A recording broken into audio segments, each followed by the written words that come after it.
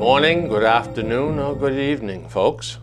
This is a special edition of the Bill Crane Report, Tombstone Tales. And I am blessed today to have with me Thelma Ravinsky from the Historical Commission. And we're going to talk about the significance of the gravestones that we have down in Norfolk Cemetery, plus a couple of folks that were planted off-site. And behind the scenes, off camera, we have Barbara Bartholomew, also from the Historical Commission, giving us some guidance as we go forward. But without any further ado, Mrs. Ravinsky, lead on. Okay. First of all, I'd like to discuss the Norfolk Cemetery, which is 5.35 acres and is located at the northeast corner of the intersection of Seekonk and Main Streets. The oldest part was first used in the 1700s, according to Kathleen Broomer, who was our architectural historian and preservation consultant for the Historical Commission. The oldest stone supposedly is of Margaret Blake in 1736. Joseph Adams, 7 years old, was buried 9/30/1748. The Cemetery Association was formed in 1906, and additional land was deeded by William Mann Sr. Some of the records were lost in 1922. That was when the old town hall had burned to the ground. In 1969, the association voted to ask the town to assume the operation of the cemetery. And in 1971, selectmen appointed a study committee of Mrs. Clarence Bickford. I think her first name was Frida? Frida. Yeah. Yes, yeah, you're right. She was related to my husband. Winslow Elms and Lowell Robinson were on that committee, and they recommended an article calling for the town to assume responsibility for the operation of the cemetery.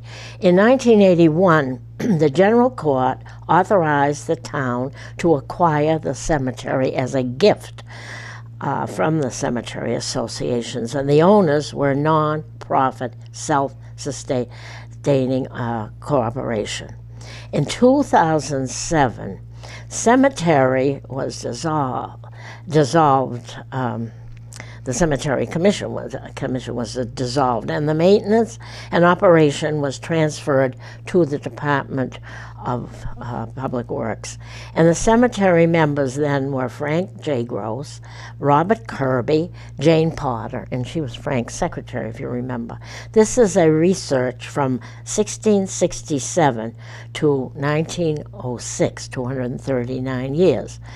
Note, in 1890, the cemetery doubled in size with 2 1/6 acres to the northeastern and eastern slope corner, which included a portion of an unnamed pond and a curved drive and Pondview Drive, and it was built through 1980 section from the second entrance of Main and Seekonk Streets.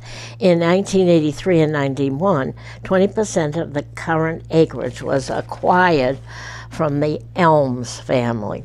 The Veterans Memorial was built in 1995. I had a note that Mary Price, who was the cousin of William and William Demerit, a descendant of the Mann family, she said her mother contacted somebody in Norfolk and donated the remainder of the Mann Cemetery plot in Norfolk to be used as needed. And that's the story I have of the cemetery. In 1900, Dan Sullivan, my great-grandfather, brought his brood to Norfolk and settled in on Seekonk Street in a house that is currently occupied by Shirley Woods, and her son Peter lives with her.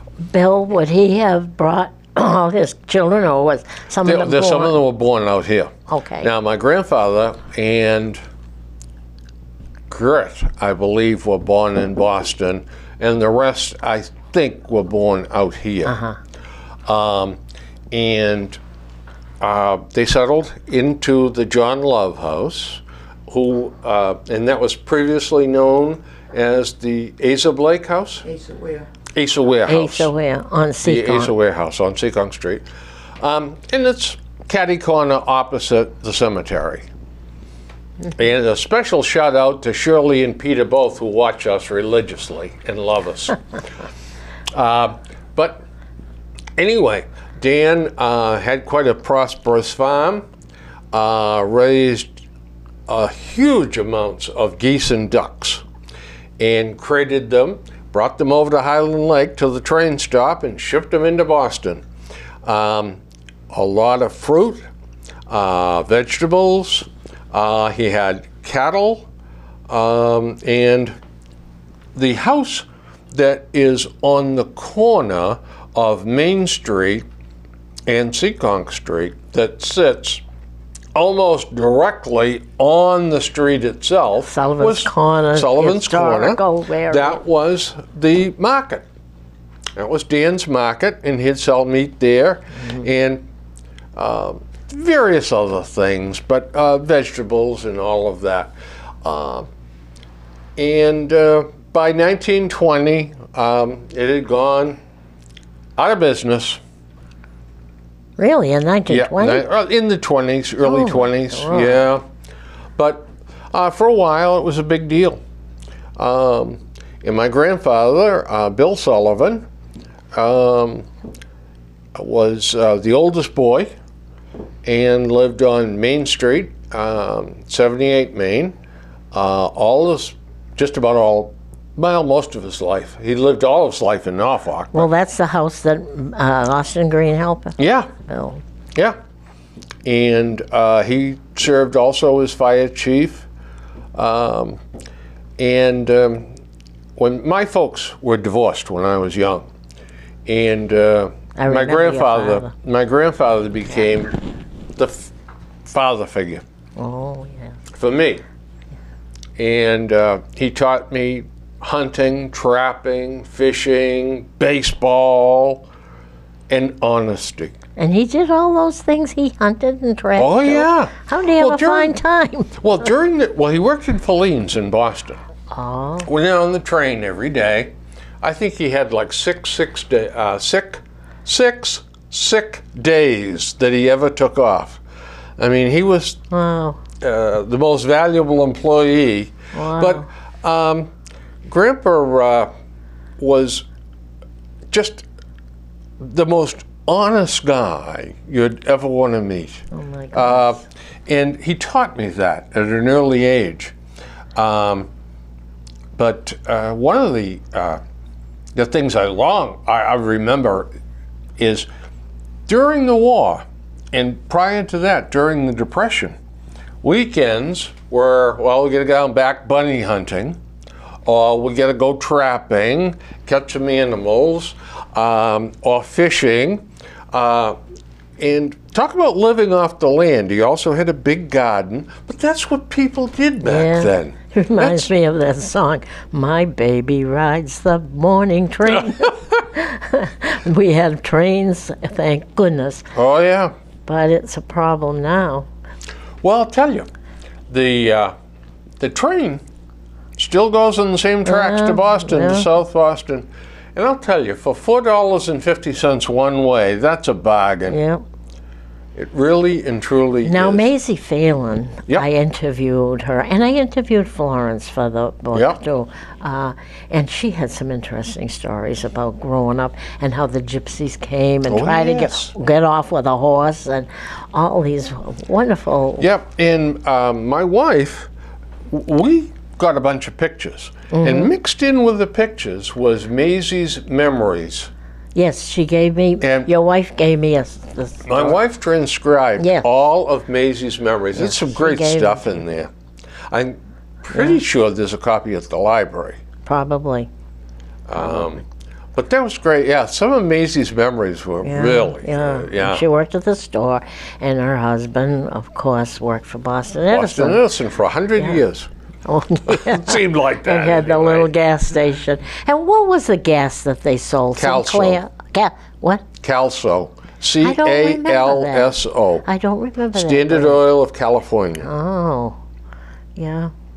Yeah, we had quite a few gas stations at one time. Yeah, George Campbell had, oh boy, I forget what brand he had, but he had one.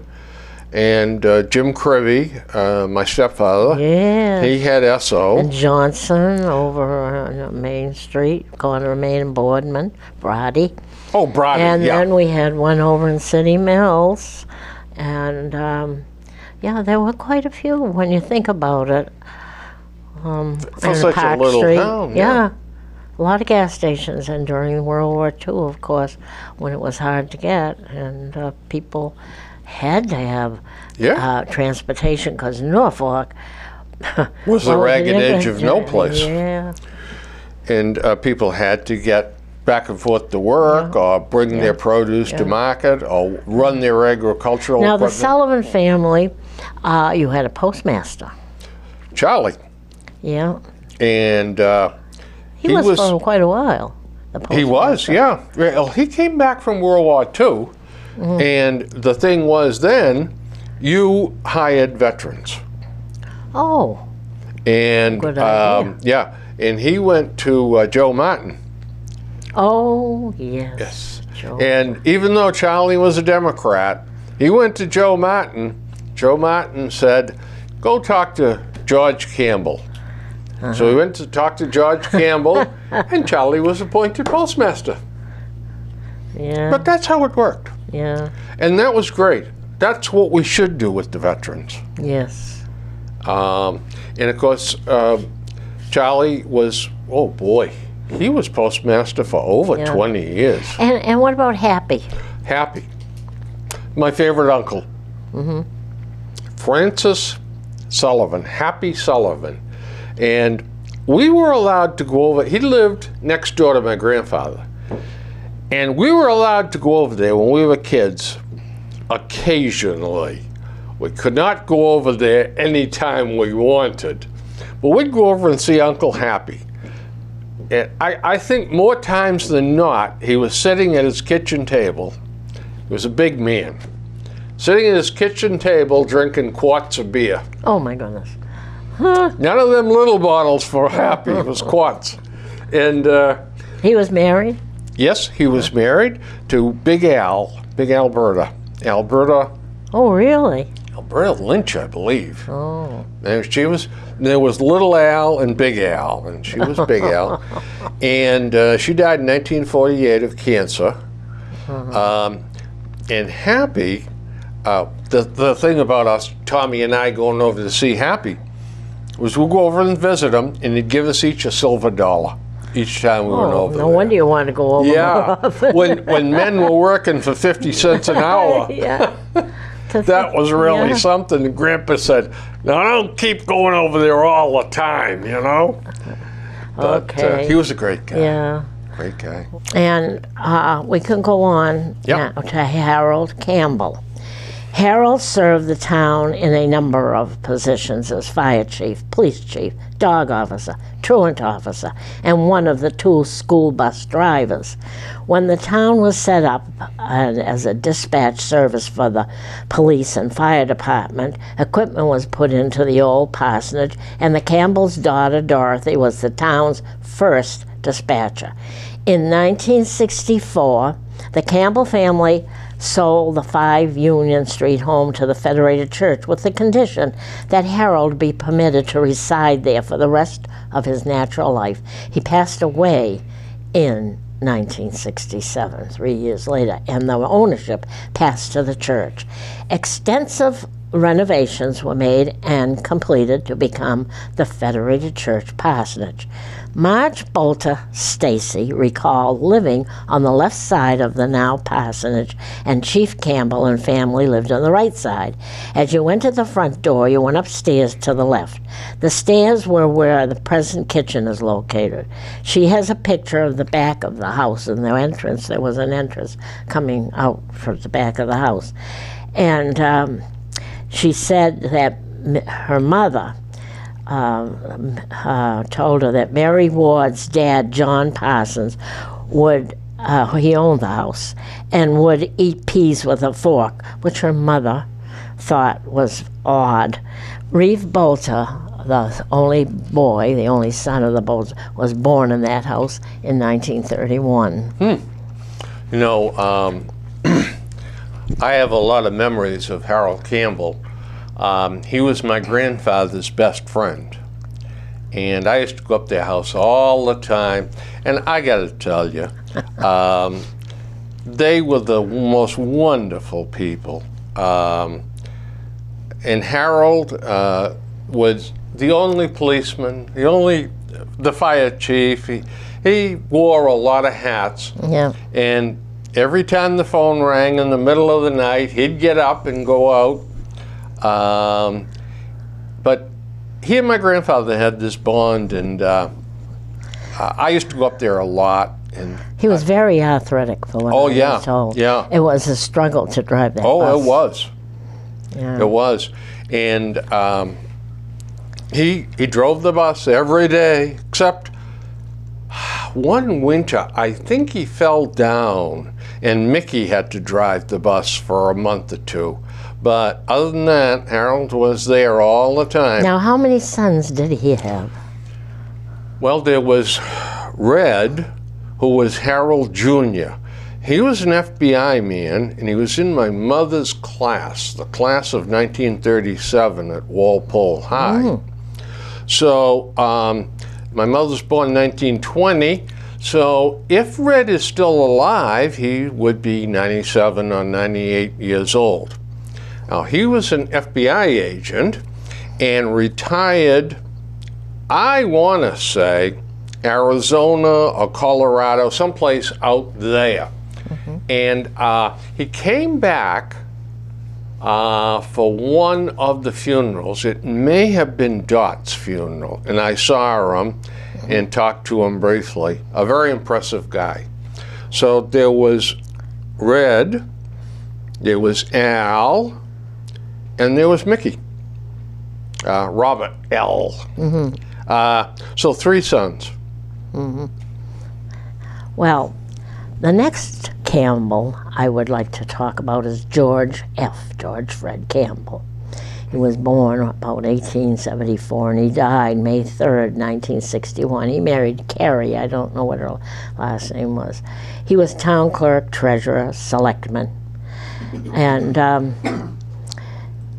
George S. Campbell, the father, he died in 1927. The mother was Emmaretta, and she died about Emmaretta Sanford, I believe, 1882. In Walter Holmes's interview for the first book of Norfolk Stories, published in 1995, he relates that he worked at Highland Lake Amusement Park. His nephew was Harold Campbell, the former police chief and fire chief. Around 1800s, a wood chopper disappeared, and his body was found in a shack. Fred, as he was known by some, saw a can of kerosene and picked it up and threw it on the shack.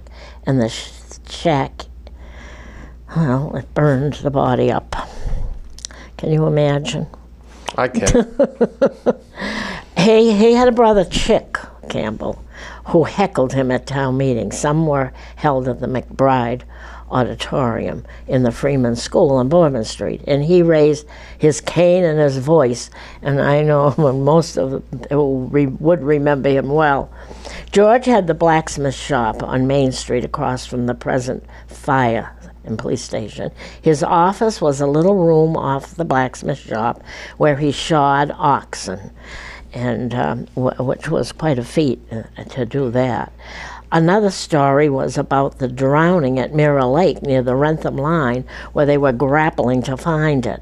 Fred's boat was heading toward Wrentham, and when asked why, he announced that he had the body behind him and he was going to let Wrentham take care of it. When he registered new voters, and Barbara can tell you, he asked them if he was a Democrat or a Republican, and if they said he was a Democrat, he said, "We're not doing until next month." He passed out a card to new voters, and he had it said something about the devotion to our country. And way back, as you know, people were required to read and sign their names, and that's why the blacks in the South generally weren't allowed. Probably he was related to George Campbell of Highland Lake, the railroad station there, and the family came from England. Now, Barbara probably can tell you about how she went in to register to vote or to. George had sort of a quasi-general store in his little office here. He sold Sunday newspapers, and I'd go in because my folks would drive me up there when I was little, 7 or 8 years old. And they said, go in and get the papers, here's the 30 cents or whatever. And every single Sunday I'd walk in there and George would say the same thing to me. "What the hell do you want?" He was a charming man. A character, a true Norfolk character. We had many of them. There are many Holbrooks buried in Norfolk Cemetery. One notable Holbrook was George E., the son of Daniel and Esther, whose farm was located on Upper Seekonk Street near the Medfield line. Seekonk meaning black goose in Indian language. The property now is owned by David Axberg. It is not clear where he learned how to cast bells. Some say he apprenticed with Paul Revere, while others say that he learned at studying methods that were used in England. He had skill in casting his bells, and they were of great quality of sound. His first one was cast in a small foundry he set up in Brookfield, Mass. In 1795 when he was 20 years old. But he had financial trouble, and by 1812 he lost his business. He tried farming in Laconia, New Hampshire, but in 1816 he came to North Wrentham to visit his family and learned that a bell was needed for the church in East Medway, which is now Millis. He cast the bell in a makeshift foundry in a shed on the corner of Spring and Main Street on Route 109, which would be across from a street from the Millis Library. An audience came from far and wide to watch him each day casting his bell. Boards were removed from one side of the shed to get a better view. It was the beginning of the Holbrook Bell Foundry, which would produce over 10,000 bells from 1816 to 1880s and operated by 3 generations of Holbrooks, George H., and Edwin H. The bell that hung in the first town hall in Norfolk was a Holbrook bell. The fate of this bell is still an unsolved mystery, whether it was melted or was smashed to pieces when the fire consumed the town hall in 1922, or when the tower collapsed and someone took it. But David Holbrook, who died on June 6, 1839, went to school in Medway and graduated from Medway High School and went on to study at Brown University in Rhode Island. He studied law and established himself in the practice in Boston. His health problem caused him to relinquish the law practice. He had a belief in spiritualism, and Dr. H.B. Storer of Boston preached at his funeral. That's all I have on the Holbrooks. Okay. Well, the next story I have is on Malcolm M. Greene. Malcolm M. Greene was born March 10, 1896. His father was Austen E. Greene. He died, Malcolm did, on December 4th, 1985, at 85 years. He was a World War I veteran with the 7th Company, 152 DB Army in 1918. He became blind. I don't know if he was born blind or what happened, but he was blind. He was interviewed for the Norfolk Stories published in 1995 by our Historical Commission. He married a former teacher, Marion F. Brown, whom he met at the Perkins School for the Blind. He lived at his father's place, the old Austen Greene farm on Myrtle Street, near the Walter Holmes's place. Later, he lived in a house near the Freeman School. Marion died of multiple sclerosis. His brother came and lived with him. He visited schools for nearly 50 years and also visited the old library when it had classrooms. And back in the 1960s sometime, a prisoner at Norfolk walked away from a work detail and held Malcolm hostage for a couple of days. It's believed there had maybe 2 of them, and they were in Malcolm's house for a day or so. And his grandfather was Albertus J. Whiting, who was born in Wrentham in 1849 and married Mary Smith Pond, who was the adopted daughter of Jerusha Pond. And there was a kind of a scandal about Jerusha. Maybe we'll talk about it sometime. His brother Albertus and Malcolm made baskets, as I recall. Their mother, Rose Whiting Greene, was the first girl born in Pondville to be baptized in the Cressy Church there. The only transportation in the early days were horses, so he seldom went to Wrentham Center except for town meeting. The roads were poor, and Elmer Ware was a small boy when the Norfolk was set off from Wrentham, and he said Wrentham only appropriated money to keep the road from its center to the railroad station in North Wrentham in good repair, and did little for the other roads in the area. He also gave an account of the bitterness of the town meetings. Elijah Rockwood also told of this. In the Norfolk Stories, number 2, there was a picture of Malcolm in his woodpile. He participated in Memorial Day parades and can be seen in the Chilson films that are sometimes featured in our local NCTV, which I narrate. So that's the story in him. He was the first blind person I ever saw. I was amazed by that. And the only thing I have to add is his brother Austen helped my grandfather build his house at 78 Main Street. That house... still standing. Yeah. And he paid Austen something like $12 a week or something. Yeah. But yeah, and it's a well-built house. Well, there's another Greene, Charles O., who was the last survivor of the Civil War that lived in City Mills. He died 7/19/1927. He was born in Bristol, Vermont, and was the son of Squire and Rhoda Rathbone Greene. He received a gunshot wound in the right shoulder and went to several hospitals until his discharge, May 1865. He lived in Rhode Island a short time. After the war, he spent time on a stock ranch in California before returning to Rhode Island. He came to City Mills around 1884 and served on the school committee.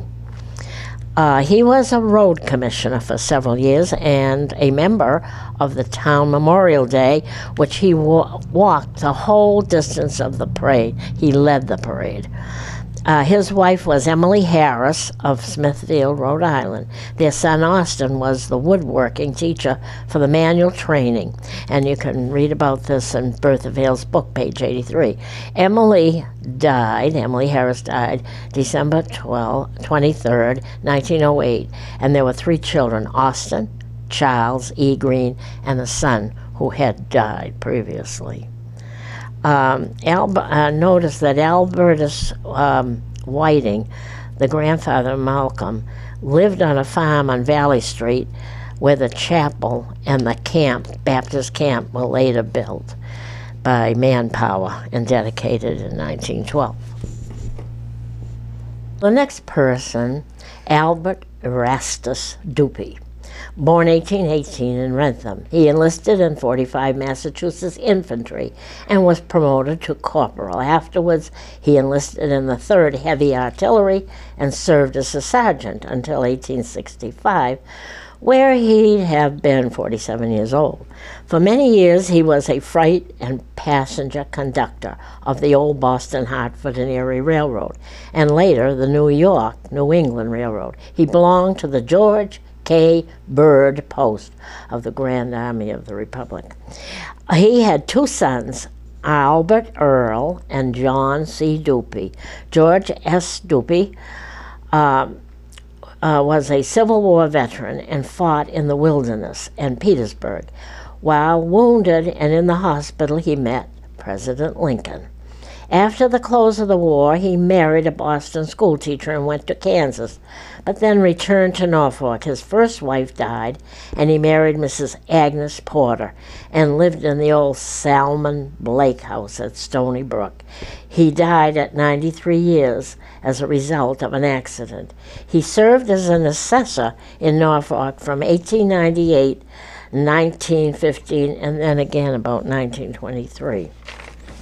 You know, the only thing I have to add to that is when we were kids, we used to play down to the Norfolk Cemetery. Yeah. And I'm talking now 8 or 9 years old. Some of the tombstones we pretended were horses and we were cowboys. Doopy was my horse. Their gravestone. That's a real good add to the story, huh? Yeah. Well, next we have Edmond Sumner. He was born in 1833 and died in 1914, married to Jane Davenport. 1834 to died in 1918. Edmund was a descendant of one of the oldest Puritan families of Dorchester Colony. He lived at Crestbrook Farm on Lake Street in Norfolk. This was the former home of Samuel Dunton, who was killed by a falling tree in 1747. He raised watercress and sold it to restaurants in Boston. He lived there for 37 years and died at the home there at the age of 81 years and 5 months. I guess he had a daughter and 2 sons. But there was Arthur M. Sullivan. His son was born in 1872 and died in 1947. He owned a restaurant and store located behind the old Thayer Doopy house on Rockwood Road. He married Jessie Doopy, the daughter of Alvarine and Catherine Doopy, and ran the restaurant for 8 years. He delivered meat by a delivery truck. He sold penny candy at the store. Mrs. Pearson, who was Gus Pearson's mother, had a run-in with him at one time and never bought from him again. I remember Helen Gardner when she lived there in the 1970s. She was a very generous lady. She was another Norfolk character. She was fun. She had a story about everything. Yeah, I remember her. And there were a lot of stories about Mr. Sumner. I know that John Evans and some of these others remember going to his store and people that worked there. It's gone, of course, and as you know, there's going to be a road put in there beside the house, and there's about 32 houses that are going to be built up there, and the whole section has changed. I don't know how they're going to do it, the railroad crossing the road, but it'd be interesting to find out. Anything is possible in Norfolk. Yeah. All right, I'm going to start off with Alvin Freeman, and his wife was Eleanor Ferris. He was born in 1903 and he died in 1980. Eleanor was born in 1909 and died in 1981. When Alvin married, he bought a Sears Roebuck's prefab house on Main Street. It's now occupied by Mary Conroy Shivers. And I understand it was a gift for his wife around 1927, but he lost it in the Depression of 1929. He purchased a house on North Street, which was built in 1760. He did this afterwards, and his occupation was an insurance man. As a school committee man, he served from 1935 to 1968, 33 years, and Thelma, Ravinsky, made a cake for his retirement party. He continued on the school committee in including the regional high school, King Philip High School, and as a representative from 1968 to 1969. He worked with the Central School Study Committee. He had a daughter, Priscilla, married to Parker Chick, and a son, Alvin James, married to Beverly Shaw at first and then to Angela. I don't know her last name. I went to school with him. A son, David, married Elsa White, the adopted daughter of Dr. Philip White and his wife. He and Alvin James, as we always call him, is now 89 years old, and his wife was a lot younger than he was. His picture and dedication, that is Alvin's dedication, is located in the new Freeman and Kennedy School on the history wall that is there. We had it dedicated. And that's, maybe you want to add for some of you old folks, older folks, veteran folks, the Alvin Freeman we're talking about is Buddy Freeman. That's all I ever knew him by, was Buddy Freeman. And I can personally tell you he was a very, very nice man. He was my first insurance man when I got my first automobile back in 1958, I think. And you'd go over to his house and you'd go in and say, "Buddy, I need insurance on my car." "Okay, Billy, sit down.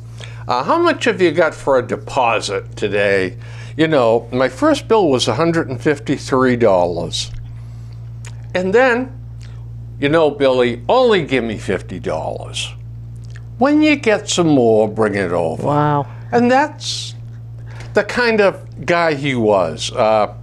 He's a great guy.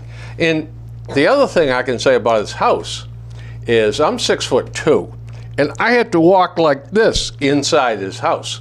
The ceilings are so low. Well, I'm going to go on to talk about the Sales. That's another family. Right. Caleb.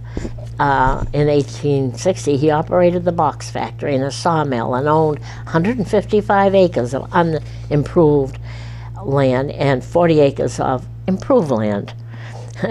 Whatever they called improved or unimproved. I imagine Had a dirt road on it or something. Well, I don't exactly know. But he married a woman, Rhoda, and had a daughter, Ann, born in 1813 and died in 1841 at the age of 28. His wife, Rhoda, died in 1851, and I won't tell you where the sections is, but they're buried in Norfolk. 2 years later, in 1862, Francis B. Ray purchased the land and set up a shoddy mill on the site. In 1976, the mill was located at the north side of Stony Brook. A sawmill was located on the south side. In 1885, 49 people worked at this mill, and Ray lived in the Enoch Blake House, which is used today as residence for the Stony Brook Nature Center. Francis Ray and sons, and his grandson and grandson, farmed the property where they had a vegetable garden and a small herd of cattle, horses, and hens. He also owned some textile mills in nearby Franklin, which were his headquarters. After the War of 1812, cotton took place, manufacturing of it. Richard and Willards Sales purchased the house and property. Francis Ray's shoddy mills later incorporated as Norfolk Woolen Company, and shoddy was reworked wool. It was a substitute with all the cotton fibers removed from rags. And Hiram Osgood's father worked for Mr. Ray, driving a team of horses at the age of 15. Hiram worked 60 hours for 15 cents an hour. He lived in one of the mill houses on North Street built by the Rays, and it had one chimney and no central heat or electric lights. They used oil lamps and lanterns and burned wood and coal. The father and son lived in the house and paid $8 a month for rent. The Norfolk Woolen Company went bankrupt in 1932, and Agnes Bristol bought the Ray House and gave it to the Massachusetts Audubon Society in 1963. She gave additional land totaling about 102 acres to the society. In the book Norfolk Stories, Recollections of Our Century, published in 1995 by the Historical Commission, Alva Wickland, whom I interviewed, describes the process on page 142 of how reworked wool was made. It is in detail and very interesting. The mill closed in the late 1940s. Stanley Chilson took pictures of the tearing down of the mill, and they are sometimes featured on our local cable station and narrated. I did that. By guess who? I was here. It was here that Stony Brook in 1848 that a textile inventor named John Thorpe perfected and applied for the last patent on his ring-framed spinner. His invention revolutionized the textile industry. The patent applications listed his residence at North Wrentham and seconded. The witnesses on the application were Caleb Sales and his associate Lewis. I don't know if it was spelled Lewis or Louis, but the Chilson films are narrated at times, and some you can see more or less what Stony Brook was like and what happened.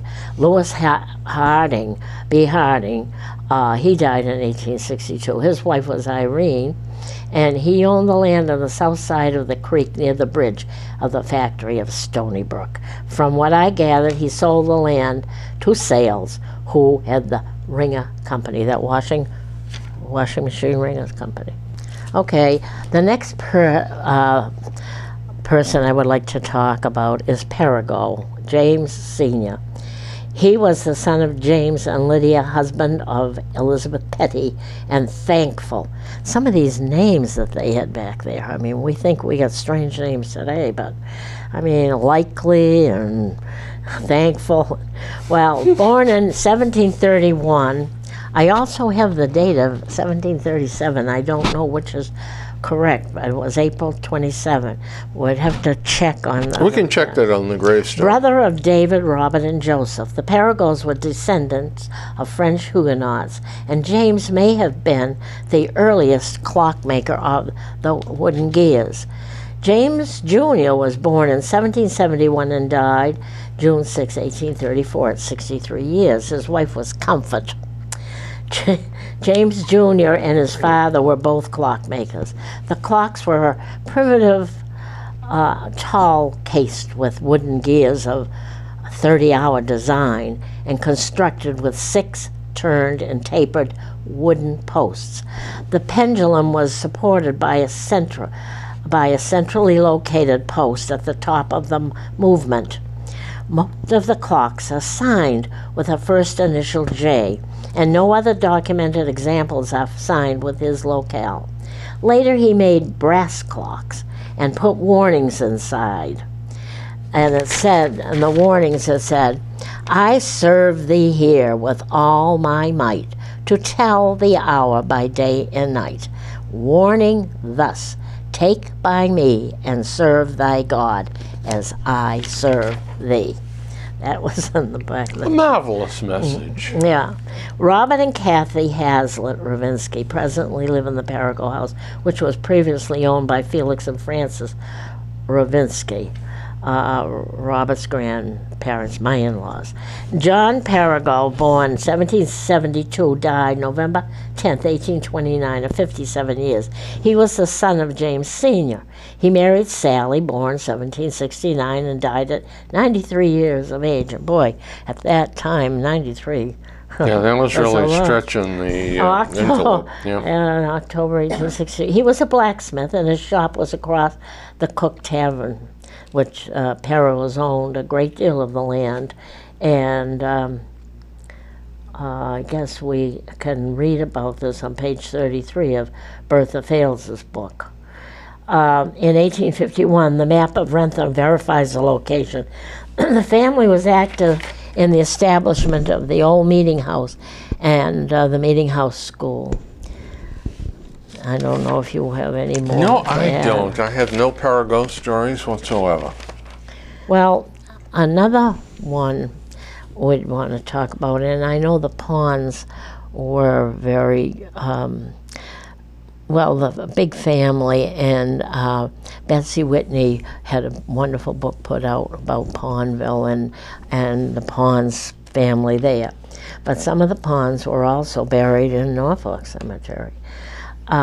Jacob Pond, he was a descendant of Daniel Pond, the youngest son of Daniel Pond, and he was the oldest son of Jacob L., who was the deacon of the First Church in Wrentham. His wife was Abigail Heath. They had 9 children, married in 1726. Jacob was married to Rebecca Perry, the daughter of Elijah Perry, and he had around 5 children. Rebecca died 1863 and buried next to Jacob. Local history attests that the Pondsville was settled around 1692 by Ephraim Pond and John Fales. Pondville community was built in the late 1600s when it was settled by Jacob Pond, the youngest son of Ephraim Pond of Wrentham. In order to learn more about the Ponds, one should read Betsy Whitney's book of Pondville that was published in 2011. There is a cemetery located on the right off Pine Street. Many of the Ponds are buried there. The granddaughter of Jacob Sophia and the daughter of Elijah Pond married Dr. Nathaniel Miller of Franklin, who purchased the Boyd House on Myrtle Street, which that time would have been in Franklin, and he later built the hospital on the hill next to it. The hospital became a residence known as Miller Hall. It was destroyed by fire in 1910. What remained was 4 granite pillars at each entrance of a semicircular driveway until Myrtle Street at the intersection of Medway. Herbert Carr, who lived there until his death, son, sold the property to D. Martino.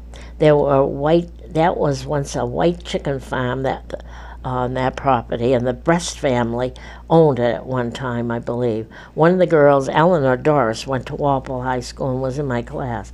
The Stahl family now reside in Elijah Pond's home. Greg Stahl is the chairman of Wrentham Historical Commission.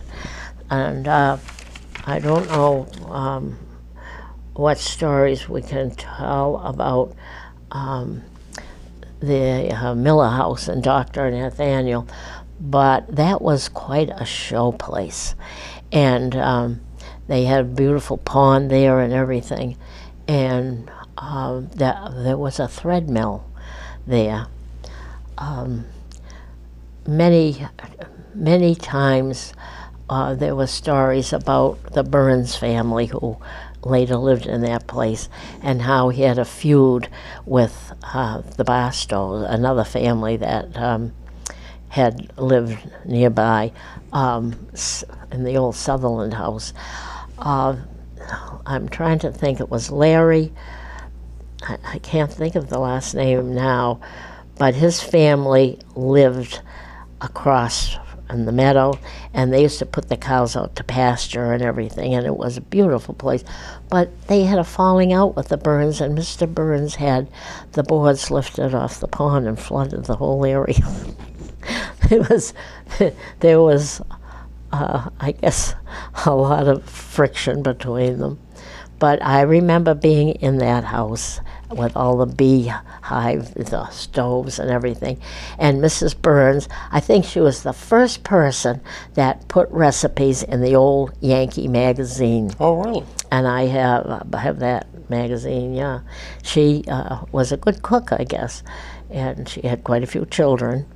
And well, it was an interesting place. It was a beautiful, interesting place. Yeah, still is. I have another story of William Lowell on page 93 of the Birth of Sales History. He was the son of Asa Blake and Ursula Blake Lowell. I just don't. I have some other stuff here that I don't know. I'd have to look up what I put it down for.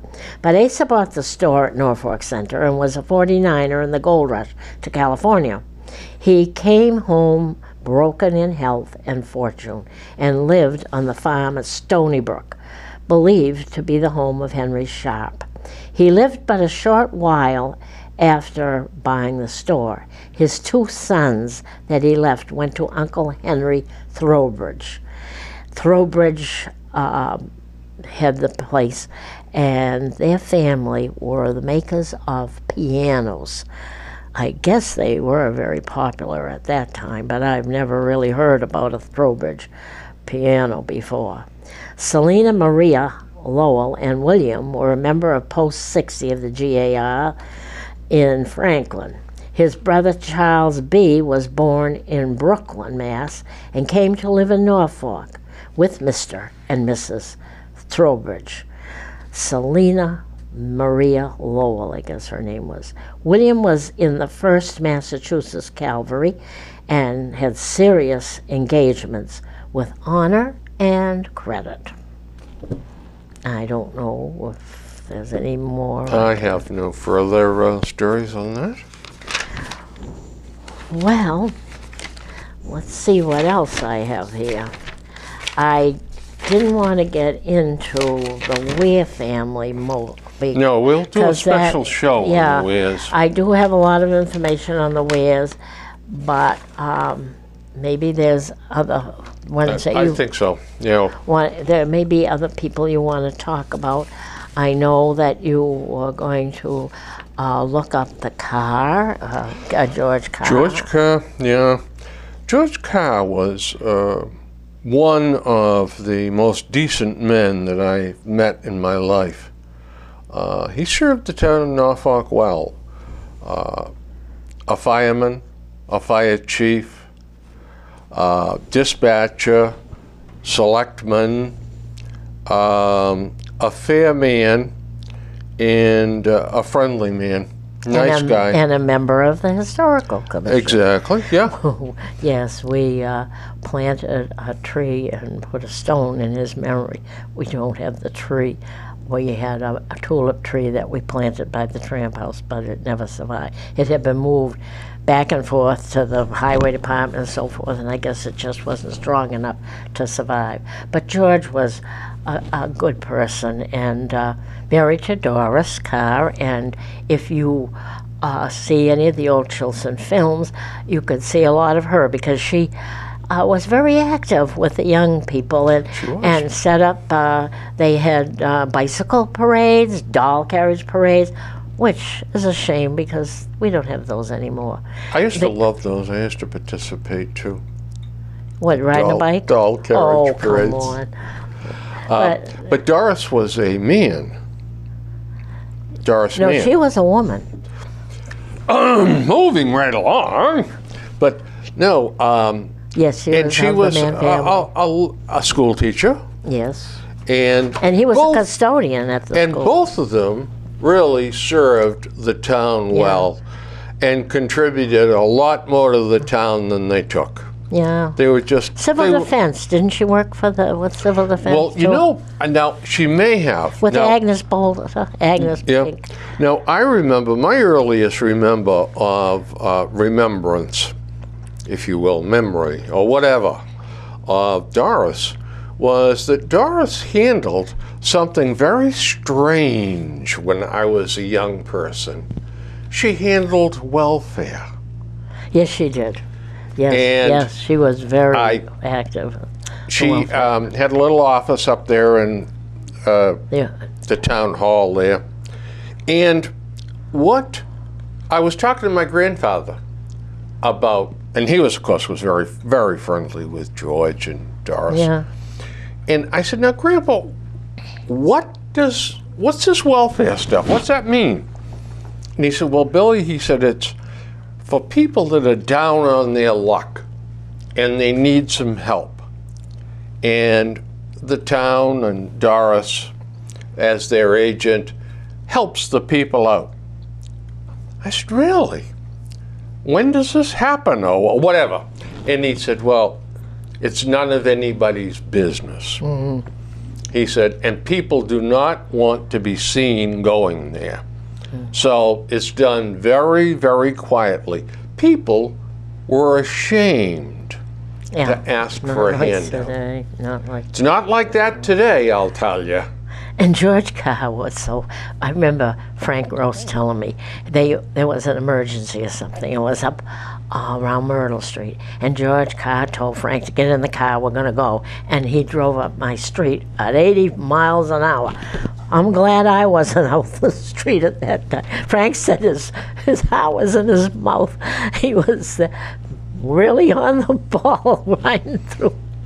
Oh, I'm sure there are many stories we could tell about people in town. Oh yeah, and a lot of information we could get. Yep. Because I think history. One good thing about history, it's a mystery, and it's wonderful to learn about some of these things and remember. Years from now, I wonder how popular any of these stories will be with anybody. Well, but shows like this and the research that you folks do, the great research you do, it's going thanks to Barbara. She is our researcher, future generations are going to be able to look back at this. Yes. And say, holy cow, I understand more of what happened, you know? Well, folks, we're getting the high sign that we have reached the end of the show. But we have got a lot more material to go through. We have other photos of other tombstones and people we want to talk about. I think the next show we do will be devoted to the Ware family. And Barbara's done a lot of research on that. Yeah, and boy, are they difficult to pin down to because there's so many of them. But, it's so difficult. But we'll, they're an important, very important family in this town. And a show like this, going on a permanent disc and all of that, it's available for the future, you know? Yeah. So it'll be a good one. It'll be a good show. We'll do that next time. Hopefully. Friends, hope you enjoyed the show. Hope you learned a little. And we'll do it again next time. Thank you. Okay, thank you.